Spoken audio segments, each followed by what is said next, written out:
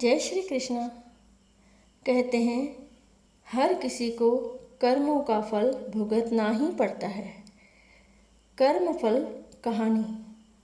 स्वर्ग का हकदार कौन? मरने के बाद स्वर्ग के द्वार पर 4 व्यक्ति खड़े थे।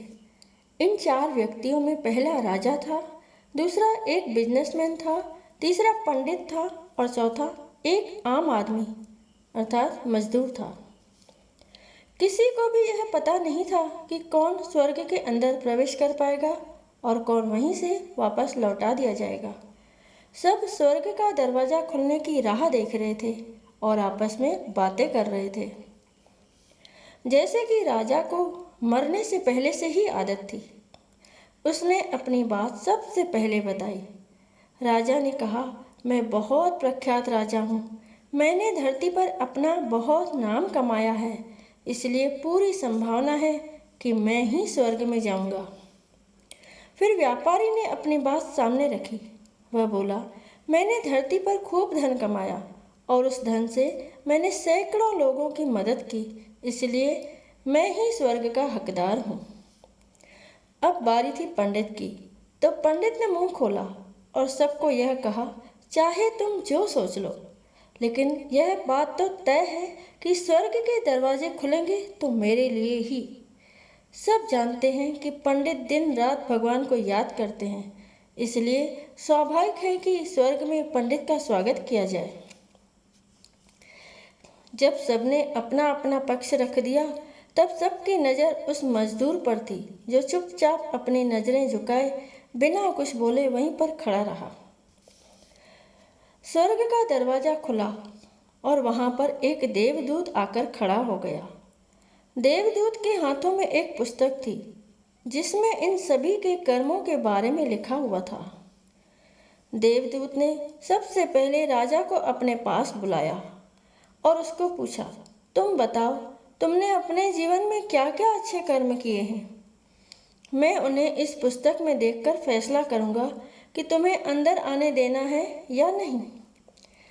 राजा ने कहा, मेरा राज्य जितना बड़ा था उतना ही समृद्ध था और मेरी राज्य के सभी लोग खुशहाल थे।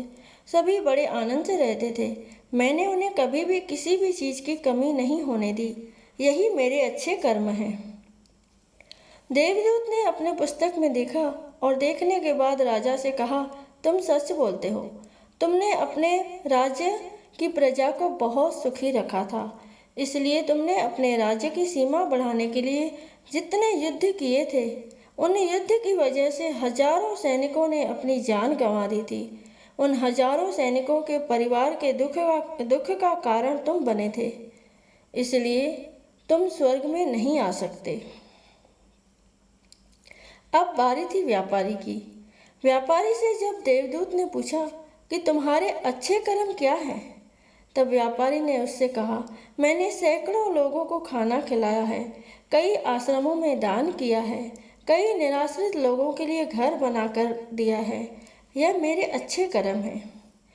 देवदूत ने फिर से अपने पुस्तक में ध्यान से देखा और देखने के बाद व्यापारी से कहा, तुम्हारा कहना भी ठीक है। तुमने बहुत दान धर्म किया है, लेकिन यह दान धर्म तुमने जिन पैसों से किया है, उन पैसों को कमाने के लिए तुमने न जाने कितने झूठ बोले हैं, कितनी हेरा फेरियाँ की हैं और कितनी मिलावटें की हैं, इसलिए तुम भी स्वर्ग में नहीं आ सकते। जब पंडित से यही सवाल किया गया तो पंडित ने बड़े ही आत्मविश्वास के साथ कहा, मैंने अनगिनत लोगों को ज्ञान दिया है, हजारों यज्ञ और पूजाएं की हैं और दिन रात भगवान का जाप किया है। इससे अच्छे कर्म और क्या ही हो सकते हैं। देवदूत ने अपनी पुस्तक के अंदर झांक कर देखा और पंडित से कहा, आपने जितने भी लोगों को जो भी ज्ञान दिया है, उन बातों पर खुद कभी अमल नहीं किया। आपने यज्ञ पूजा या भगवान का नाम निस्वार्थ भाव से कभी नहीं लिया, कभी नहीं किया। आपने यज्ञ पूजा या भगवान का नाम निस्वार्थ भाव से कभी नहीं लिया, इसलिए आपका भी स्वर्ग में आना प्रतिबंधित है। मजदूर यह सब देखकर हैरान था। वह अब तक जिन्हें महान समझता आ रहा था, उनकी व्याख्या स्वर्ग के दरवाजे पर आकर बदल गई थी। धरती पर जिन कामों को अच्छा समझा जाता है उनका यहाँ पर कोई मूल्य नहीं था। यमदूत ने जब इस मजदूर को अपने पास बुलाया और इससे पहले कि वह उससे उसके अच्छे कर्मों के बारे में पूछता, मजदूर बोल पड़ा, प्रभु, मैं जानता हूँ कि मैं भी स्वर्ग में आने के लायक नहीं हूँ, लेकिन मैं फिर भी एक बार बाहर से ही स्वर्ग को झांक कर देखना चाहता हूँ। बस इससे ज़्यादा मेरी कोई इच्छा है ही नहीं, क्योंकि ऐसी इच्छा पालने के लिए मैंने जीवन में कुछ भी नहीं किया है। मैं पूरा दिन मेहनत करता और जो भी पैसे कमाता उन्हें अपने परिवार के पालन पोषण में खर्च कर देता, इसलिए दान धर्म के लिए कुछ बचता ही नहीं। लोगों की भला मैं क्या सेवा करता, क्योंकि काम के बाद जो थोड़ा सा समय मिलता उसको अपने ही बूढ़े माँ बाप की सेवा में बिता देता।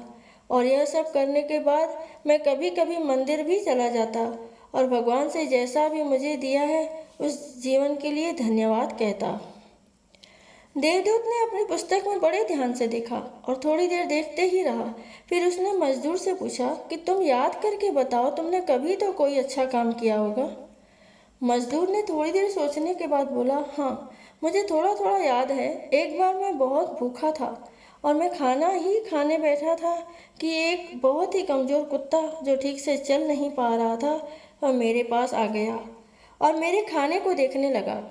तब मैंने अपनी रोटी उसे खिला दी थी और उस दिन मैं खुद भूखा सोया था। मजदूर की बात सुनने के बाद देवदूत मुस्कुराया और मजदूर को बड़े सम्मान से स्वर्ग के अंदर लेकर आया, बड़े सम्मान से स्वर्ग के अंदर लेकर गया। दोस्तों, अच्छे कर्म लोभ मोह माया इन सब भाव में आकर नहीं किए जाते और ना ही उन्हें अच्छे कर्मों की श्रेणी में गिना जाता है। निस्वार्थ भाव से किया गया एक ही अच्छा कर्म भी आपके जीवन के सारे पाप धोने की शक्ति रखता है। इसलिए जब भी मौका मिले निस्वार्थ भाव से और अच्छे मन से अच्छे कर्म किया करें। जय श्री कृष्णा।